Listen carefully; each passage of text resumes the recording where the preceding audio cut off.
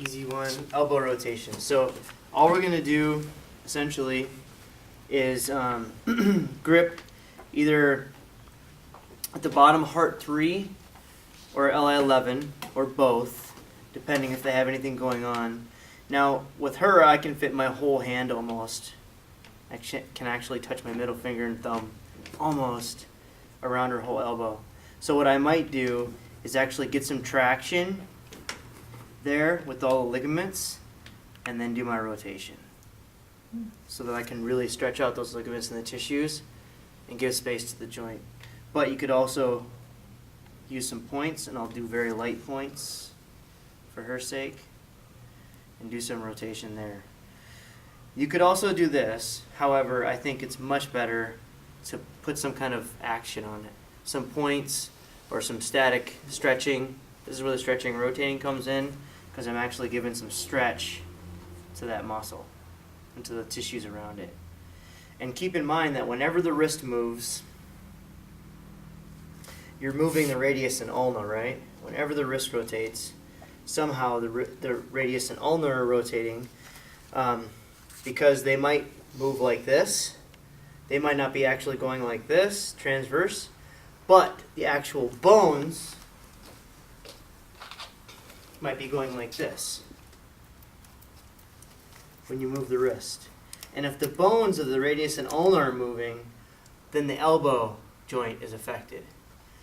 So the beautiful thing about the wrist, elbow, and shoulder is that any time one moves, the farthest one away is affected. So your wrist affects your shoulder. I'm feeling movement here in my shoulder. So keeping that in mind, you can do an elbow rotation and work the shoulder, or a wrist elbow rotation and work the shoulder. Get traction away from the body, traction on the elbow. Now I've got 3 things going on at the same time. So keep that in mind as well, that you can kind of couple everything together. So that's the elbow is very basic to do. You could probably also do, I'm not going to have you use a face cradle, but you can turn over prone. You want me to take your glasses? So you eventually you're just going to forget. I'm going to just mash them. So the other thing that you can do is just have that arm hanging off the side of the table. And the same thing, we can use the posterior tissues and rotate here. Can you come up a little bit higher? Okay, good. And I would do just pull down, and that creates tension on the traction on the shoulder joint. And then whatever I want to do with my elbow joint, points or traction on the muscles, and just rotate this way. So you can rotate prone as well, but essentially you're doing the same thing. It's not any different, supine or prone. Just rotating the elbow and doing whatever you can do to manipulate the muscles around the elbow during that time. Questions so far? For tennis elbow, LI11, so it's the back part, or the top part, I guess it's posterior. LI11, heart 3 for golfer's elbow. Okay, it's a hard one to remember, but it kind of, think of it like this. It's the opposite of what you'd think. If my forehand, my tennis forehand, is leading with heart 3, it's really LI11 I need to work. For golfing, I'm leading with LI11, it's heart 3 I need to work. And that's just because of the rotation. The rotation of the golf goes away from heart 3. My tennis forehand goes away from LI11, turns into it. So that's really why that happens, because the back side of the joint's getting the most tension at the snap. Okay, that's a lot. So supine.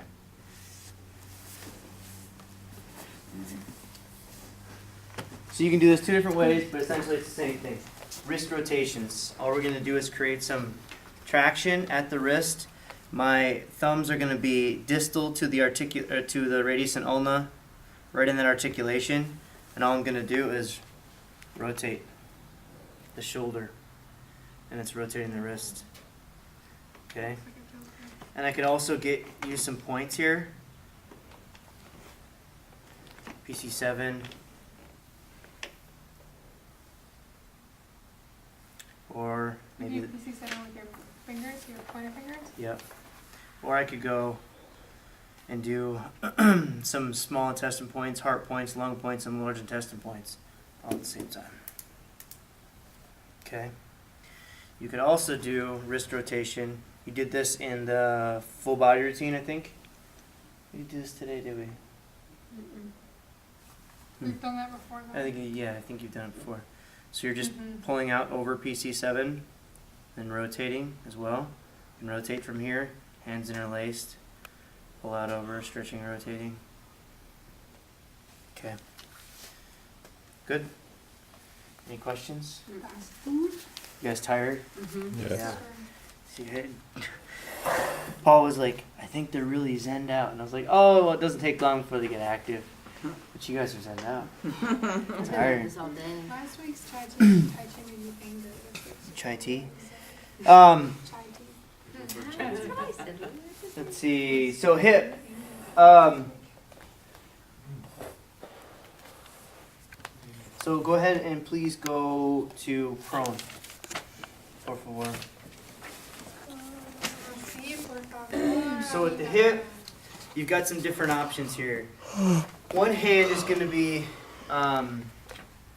rotating the knee. Okay? The other hand, the superior hand, is going to perhaps be on a point, maybe just distal to the postiliac crest. So we're right in this whole gallbladder area, or just glute medius, glute minimus, finding the adhesions there and just rotating. You're minimally moving the tissue with the rotation of the knee. Now if you get into something down here in gallbladder 30, now we're maximally affecting the area with the circle. And that wasn't a lot of pressure. To her it was, to me it wasn't. But the fact that you're doing this with it, you can see the greater trochanter moving in the acetabulum. Or you can see the head of the femur moving. So this is just good for anyone to do with nothing, no stimulation up there, no manipulation. This is just good to regain some of that femur movement. We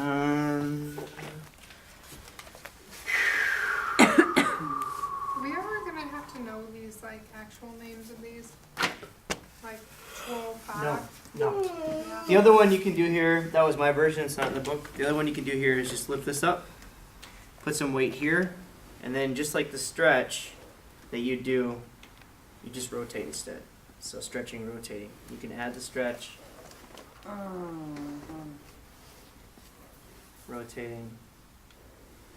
You want to keep it smooth, as less boxy as possible. Okay? So, rotation of the hip. Everybody still on track with me here? We're all good? You awake over there? If you gotta stand up, please stand up. Please stand up. I knew it was coming. Somebody had to do it. I did So it. was I, and I was like, well, you be the one, Chad. Don't you dare be the one. It was me. Be the one, Chad. Be the one. In my head, I was like, my hair's blonde. Okay. So you can go ahead and go supine, please. Face up, face down, face up, face down. Supine pusine. So hip and lumbar rotations. You've pretty much already done this. So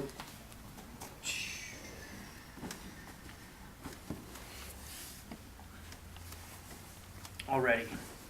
But we've got forearm in between the popliteal crease. Okay? And then however you can manipulate the feet is fine, and you can just rotate from here. And this feels good. The thing that you want to do is make sure that you get this rotation here so that the hip comes up. My back crack is showing. About This is the judgment-free zone. It's good. and I'll try not so to get it on We'll tape. go the opposite way. She's already said it.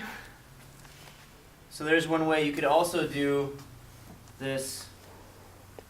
We already did this today Oh, that would feel a little with bit. this rotation. Making sure that when you come around, you're really pushing in. This is going to help with that posterior chain tension.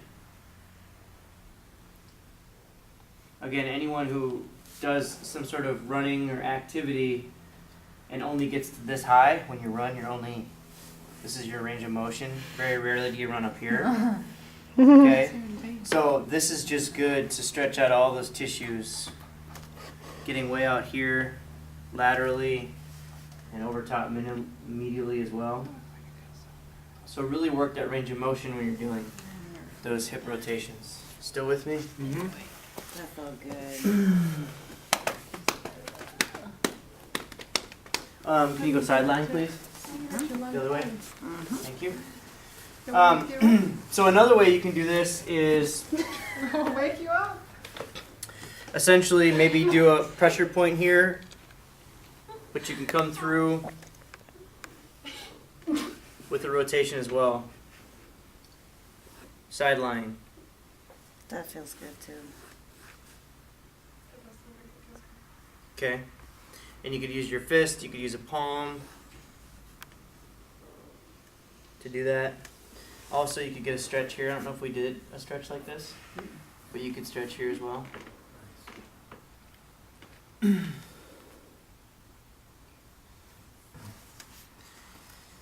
look like a sideline ballerina. What's that? You look like a sideline ballerina. I don't Felt know. that felt real good. 41. Okay, you can go prone again. And then knee rotations. Simple, just like the elbow. Okay, so I'm going to give traction here either at the lateral and medial part of the knee or just above the knee. Is this your bad knee? Just above the knee or just below the knee so that I can really isolate the tissues while I do the rotation. Because remember, we're always trying to get space in the body. It's being compressed all day long, so we want to get those tissues to open up. You're using your hand to pull upwards, right? Yep, I'm pushing up and squeezing in so I can get traction on all of those tissues, especially the lateral tissues as it ties into the IT band. You're not breathing.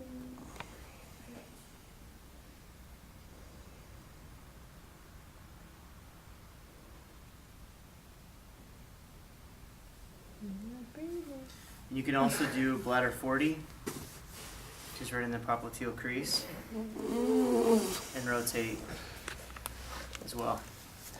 Okay. And then rotation with the ankle, prone. So I'm getting a little bit of traction, supporting the underside or the top side of the foot, and then kind of pulling on the heel and just rotating the leg.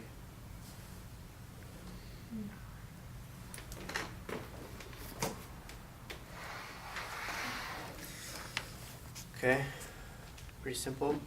So some of the other variations that I do that I found that work really well just usually involve some sort of pressure somewhere.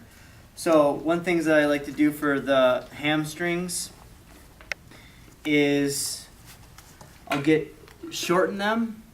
This is kind of a take on kind of an ART Rolfing thing. But shorten the muscle, put compression down on the muscle on a certain place, and then rotate away, lengthening in that rotation. And those tissues are going to stay there, and you're going to gain a little bit of fascial release. It works a lot better, obviously, without the denim and whatnot, the clothes. So just going right in the skin will work really well. But that's one thing I like to do. Can I have your arm, please? And can I have you come up a little bit?